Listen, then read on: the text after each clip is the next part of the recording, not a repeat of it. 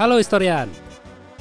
Kalau kita bicara soal perang ya, alasannya pasti nggak lebih dari perebutan sumber daya alam, perbedaan ideologi, berebut wilayah sengketa, balas dendam, kesalahpahaman, atau ada juga nih yang terjadi karena wanita. Tapi kalian pernah dengar nggak? Kalau ada perang yang terjadi karena salah satu pemicunya adalah sepak bola.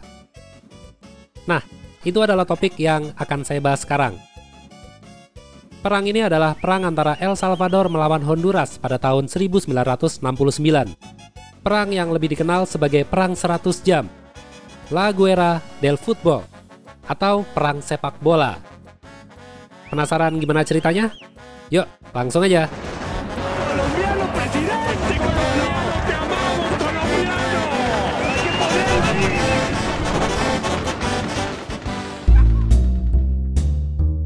Oke, pemicu perang ini sebenarnya bukan karena sepak bolanya ya, tapi sebelumnya itu ada perselisihan yang perlu saya jelasin terlebih dahulu. Jadi gini, kalau dilihat dari peta, luas wilayah El Salvador jelas lebih kecil daripada Honduras. Tapi, berdasarkan sensus penduduk pada tahun 1960-an, El Salvador memiliki populasi lebih banyak, yaitu 3,7 juta jiwa, dan Honduras hanya sekitar 2,6 juta jiwa. Karena populasi El Salvador itu begitu padat, sebagian besar profesi mereka itu adalah petani, lahan untuk kerja itu kurang, maka banyak dari mereka memilih untuk bekerja di Honduras. Ada yang kerja di pertanian besar, ada yang kerja di pabrik, ada juga yang buka usaha kecil-kecilan. Pada awalnya itu kedatangan para pekerja El Salvador diterima dengan baik di Honduras, karena menambah tenaga kerja di perusahaan-perusahaan besar dan bisa digaji lebih murah. Tapi, di sisi lain, mereka dianggap ancaman karena mengambil lahan pekerjaan penduduk lokal. Diperburuk lagi pada tahun 1963, saat kepemimpinan Presiden Jenderal Oswaldo López Arellano, Honduras sedang mengalami krisis ekonomi yang cukup serius karena korupsi di pemerintahan mereka dan karena tidak diberlakukannya pajak bagi perusahaan asing yang mengambil hasil perkebunan.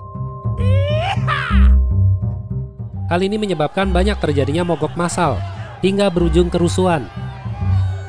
Masyarakat berharap pemerintahan Arellano dapat memperbaiki ekonomi negara dan bagaimana caranya mensejahterakan rakyat. Tapi bukannya mencari solusi gimana caranya menstabilkan ekonomi negara, Arellano justru mengalihkan masalah utama dengan mengkambing hitamkan para imigran El Salvador yang berada di Honduras. Dengan alasan, mereka mengambil lahan pekerjaan masyarakat kita. Mereka adalah penyebab terpuruknya ekonomi negara. Arellano juga mulai membuat undang-undang reformasi agraria, yang isinya itu adalah lahan pekerjaan yang semula dikerjakan oleh imigran El Salvador harus diambil alih untuk para pekerja lokal.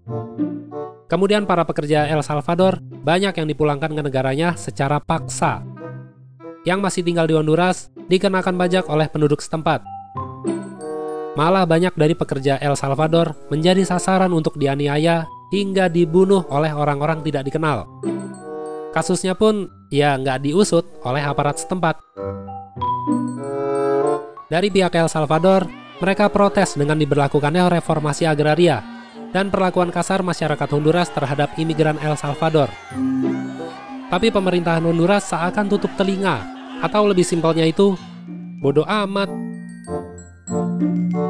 Nah, dari sinilah mulai tegang. Maksudnya tertanam ketegangan, kebencian, hingga rasa permusuhan terjadi antara kedua negara tersebut.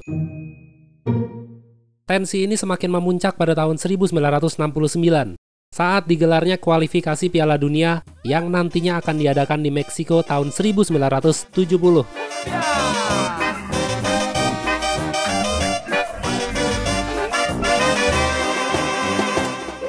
Kebetulan banget tuh, kedua negara tersebut bertemu untuk memperebutkan satu tempat di putaran final.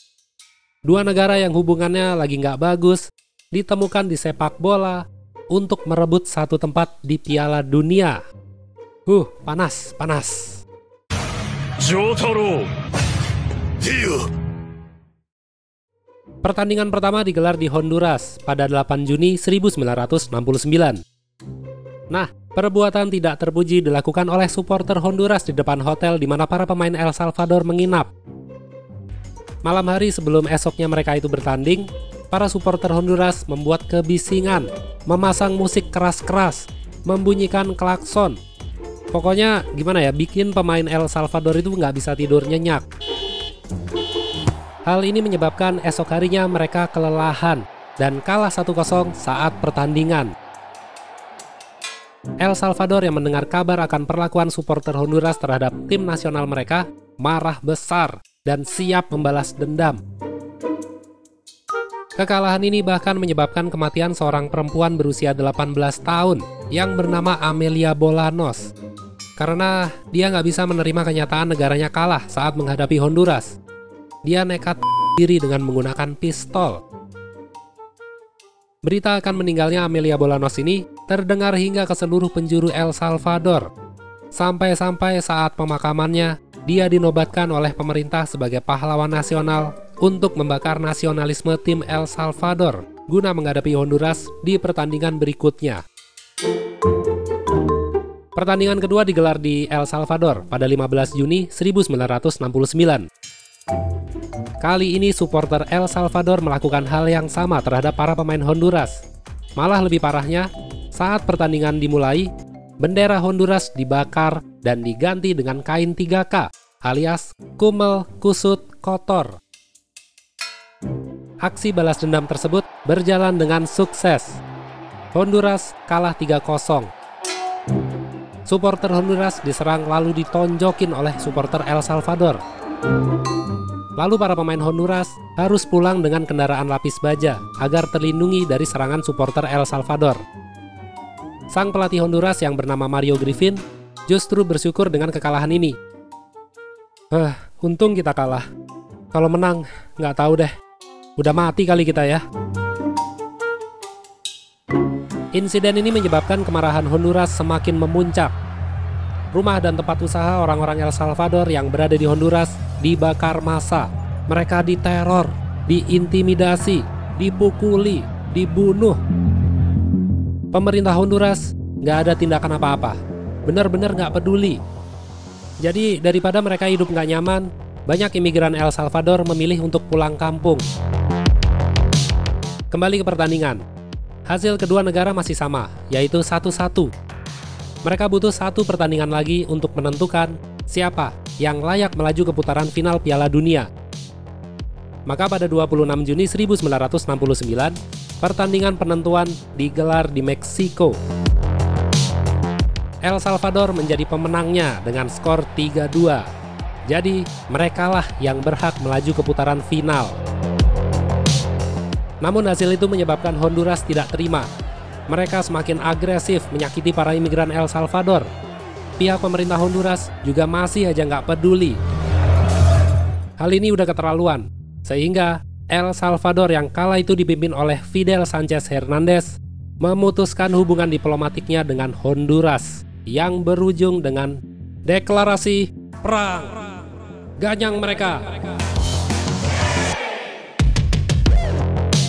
Pada tanggal 14 Juli 1969 adalah hari di mana El Salvador mulai melancarkan serangan udara menuju Honduras dengan cepat. Kombinasi pesawat sipil yang dirubah menjadi pesawat bomber serta pesawat serang militer melancarkan serangan ke lokasi-lokasi strategis termasuk Bandara Internasional Honduras yang mengakibatkan lumpuhnya pesawat-pesawat militer Honduras.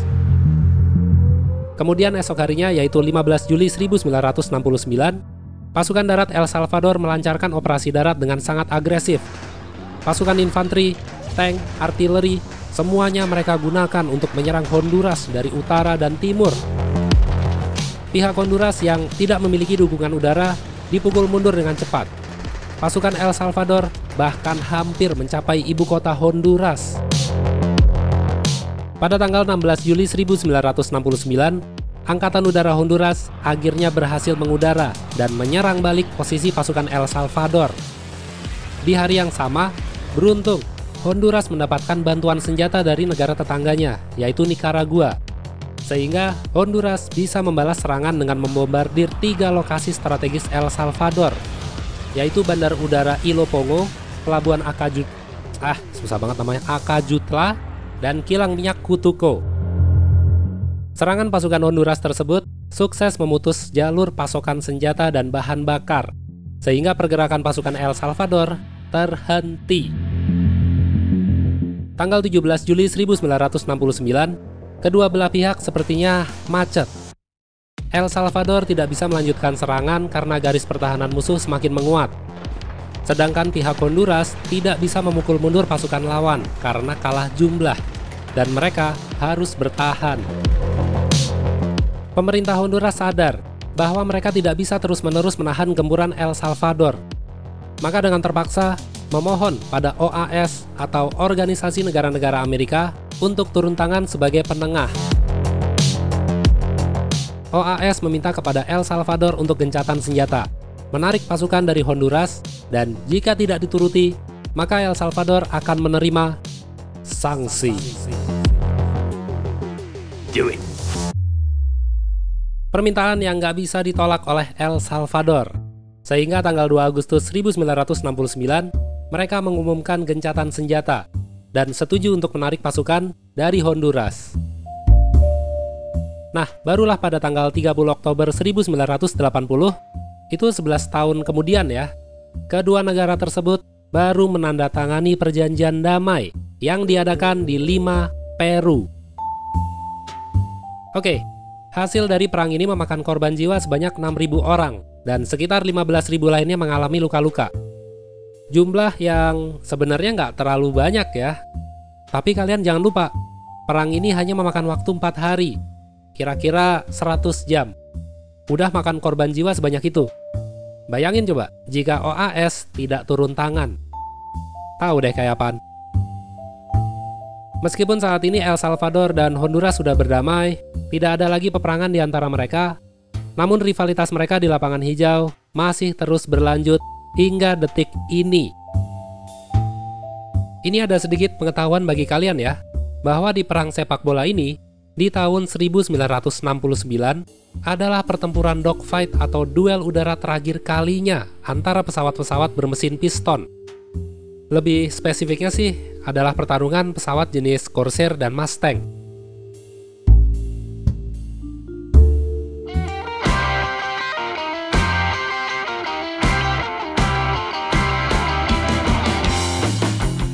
Jadi begitulah sedikit sejarah tentang perang sepak bola.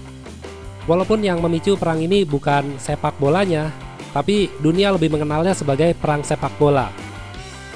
Kalau ada yang salah informasi atau ada yang kurang, seperti biasalah, perbaikin aja di kolom komentar, oke? Kita ketemu lagi di video-video berikutnya. Bye-bye.